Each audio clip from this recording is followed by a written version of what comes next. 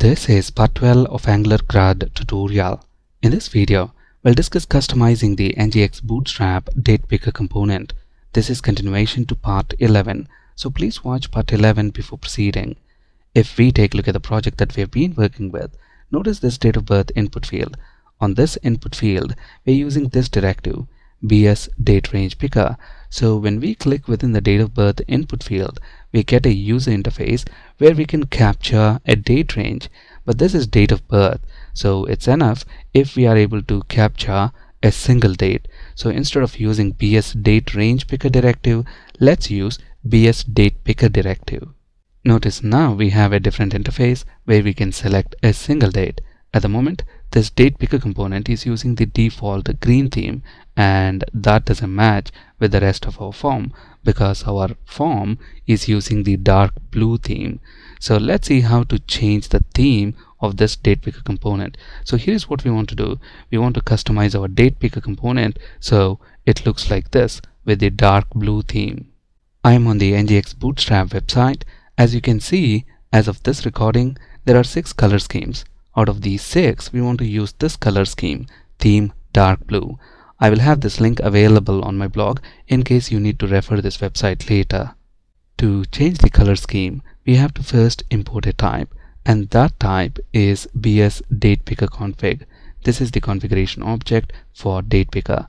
Using this configuration object, we can set min date, max date, date format, control whether to show or hide week numbers, change color scheme, and several other things. Next, within our create employee component class, I'm going to create a property. I'm going to call it datepicker config, and this is going to be of type partial bs datepicker config. We'll discuss what this partial does in just a bit. Now, if we go to the definition on this bs datepicker config type, we see all the properties it has, and the property that we are interested in at the moment is this container class property. We want to set this container class property to our theme dark blue.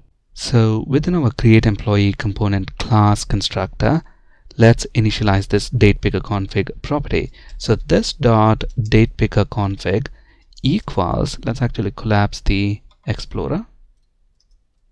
Notice here we are using the object assign method.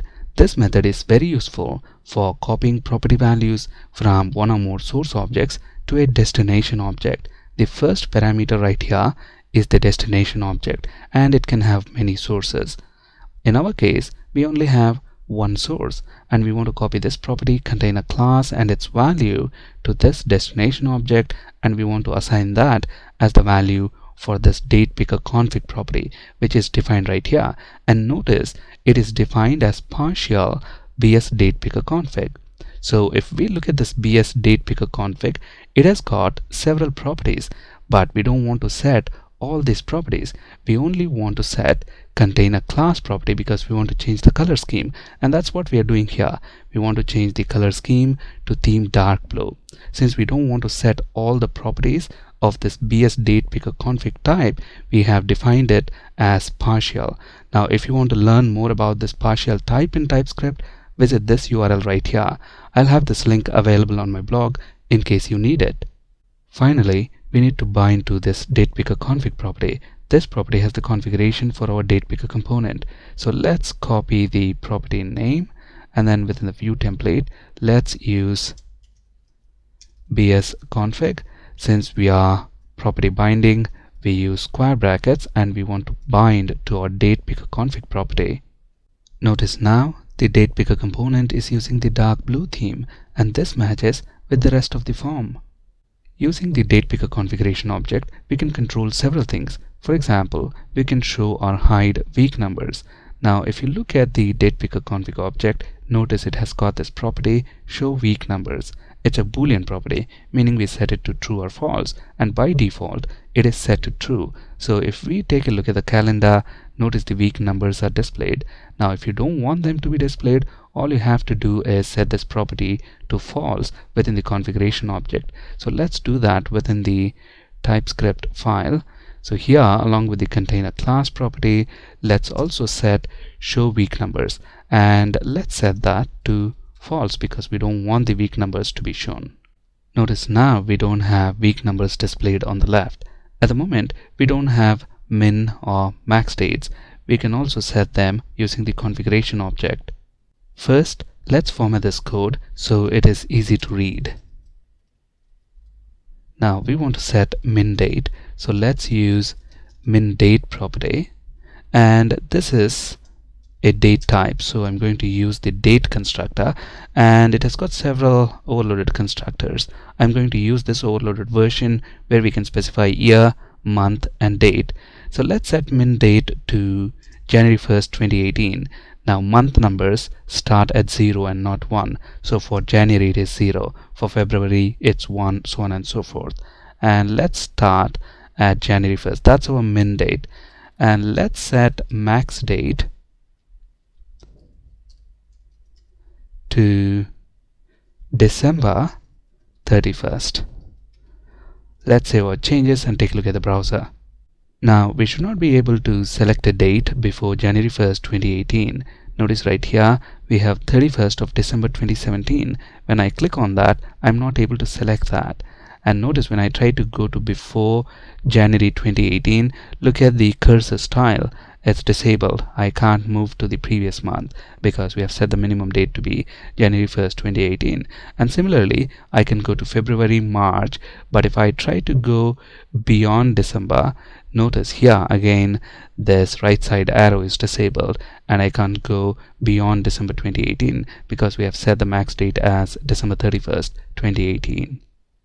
Using this date picker configuration object, we can also configure the date format. At the moment, the date format is month, date, and then year. What we want is first date, then month, and then year. So to configure the date format, we use date input format, and then we specify the format we want. We want first date, then month, and then the year.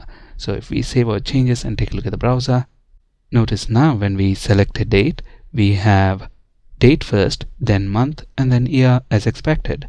At the moment, we don't have a default date, meaning when we reload the page and when the form initially loads, we don't have a default date. What we want to do is set a default date. To set a default date, all we have to do is within our component class, create a property with name, date of birth, and assign it a value which you want to be the default date. Notice now we have January 30th 2018 as the default date. At the moment, this date of birth input field is spanning across the entire width of the form. If you want to limit its width, you can use the bootstrap grid classes. The first thing that I'm going to do is wrap this date of birth div in another div with class row, because we want that div to be in its own row, but we don't want this div to span across the entire width of this row. So I'm going to use the bootstrap grid classes call -md-5. So we want this div to be only 5 units wide in this row. So if we save our changes and take a look at the browser, we should have the date of birth input field only 5 units wide right here. If you want it slightly longer, then use probably call md6 or md7. If you want to reduce its width, probably use call md4, md3, etc. We discussed these bootstrap grid classes in detail in our bootstrap tutorial. So if you're new to bootstrap, please check out our bootstrap tutorial. By default, the date picker control is placed below the date of birth input field. Now if you want to control the placement, we use the placement property. So for example, let's say we want the date picker control on the right hand side, we set the placement property to right. If you want it on the left hand side, you set it to left. So let's save our changes. Notice now the date picker is placed on the right hand side. So on the slide, we have the code that we have just discussed. So using the date picker config object, we can configure several things like min date, max date, date format, etc. And on this URL right here, we can see all the config object properties. I'll have this link available on my blog in case you need it. Thank you for listening and have a great day.